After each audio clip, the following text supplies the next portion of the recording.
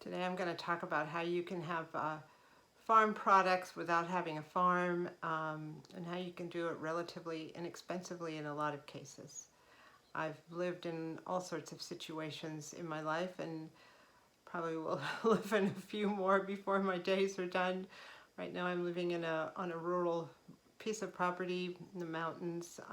It's wonderful. It's certainly presented a lot of growing challenges when it comes to growing food here because of a variety of reasons, and that's just what it is. And if you live in the city, you might not have a place to grow things, and there's a million reasons why you can't necessarily have your own farm experience. One of the best ways I have found to get really great produce at a reasonable price is to scan social media. People often have trees in their backyard or just a surplus of something and they don't know what to do with it. I particularly like pomegranates and persimmons they come out in the fall and they're pretty expensive. I just love to eat pomegranates in salad, and persimmons I love to dry, and I do a lot of dried fruit and give them out as Christmas presents in the winter, but I often, I can't afford the grocery store prices for those often. Some of the things I've done to get, free persimmons and pomegranates is I knit. So I knit some children's hats for one gal who had a big bag of pomegranates. I found her on Facebook, a barter site, and so I got a big bag of pomegranates, and she got two cute little winter hats for her kids. I've traded toilet paper. I've traded novels. I had a bunch of books, and I got a bunch of persimmons for some books. And I've also used fresh produce to trade for other things. I had a lot of lemons at one point, so I was able to trade lemons for some really high-end Amy's canned soups and a toy for one of my grandchildren.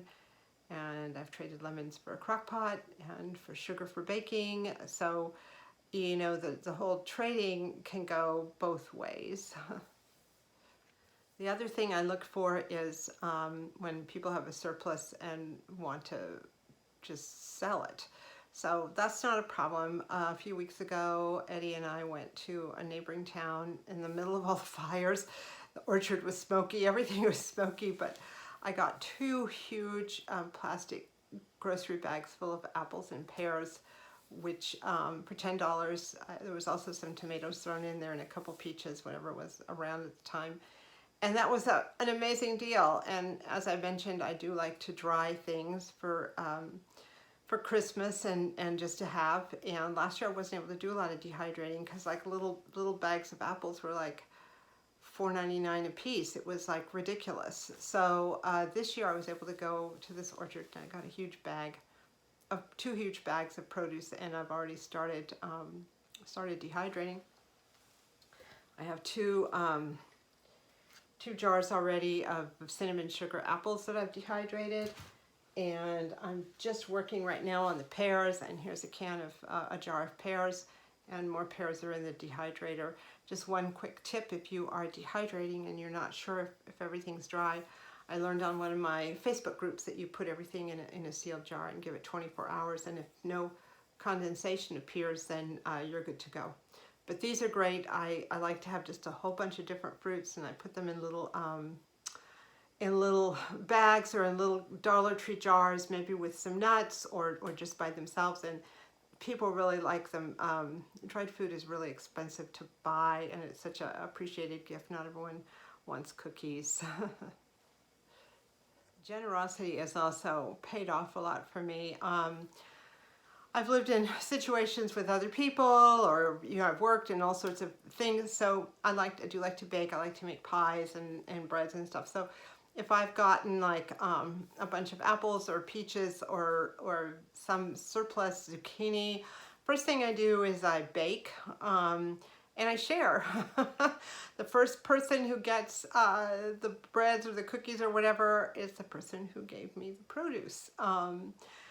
Or the people I'm living with, or the people I work with. And this was kind of the law of unintended, I guess, consequences, but when you give somebody something like a finished product made out of zucchini, I found out that then they tend to give you more zucchini.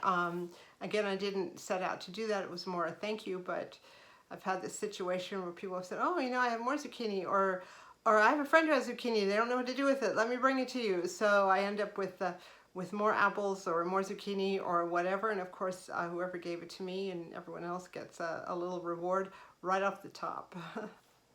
Right now, a friend of mine has a ton of lemons on her tree, and she's been bringing me lemons. So I think the next time I get lemons from her, she's going to have like 50 or so lemons. So I'm not going to be able to process all those lemons, but I will take those lemons and give them out to some of my neighbors if they want them, or to some of the people I work with. They're wonderful lemons. I also dehydrate. I also dehydrate them too, and they're great in tea. This is what they look like when they've been dehydrated. So, you know, right now I'll have a lot of lemons. I'm going to dehydrate them, put them in a little container, and then all winter I'll have lemons for my tea at least, and possibly for cooking. Then, you know, there's nothing wrong with buying things. One of my neighbors makes her own honey and has chickens and has her own eggs, and I'm always the first in line. I noticed during the coronavirus there was shortages of things, like honey was out at Walmart. I needed some honey, and then of course eggs. They were limiting how many eggs you could have, and we don't eat that many eggs here, but it was a little discouraging because I live a good half hour, 40 minutes from the grocery store, the big grocery store, and it just was you know, you want to just do your shop and be done with it. So I found this neighbor with the honey and the eggs, and I just buy from her now, and it's just great. I tell her a day or two ahead of time, listen, I'm going to need a carton of eggs, and she tells me they're out there. I bring some cash, put them in the little box, and take my eggs, and there's never a shortage. Plus her honey is amazing, and I just will never go back to that store-bought stuff. I don't care where it comes from. There's something really wonderful about buying honey that's been made right there down the road.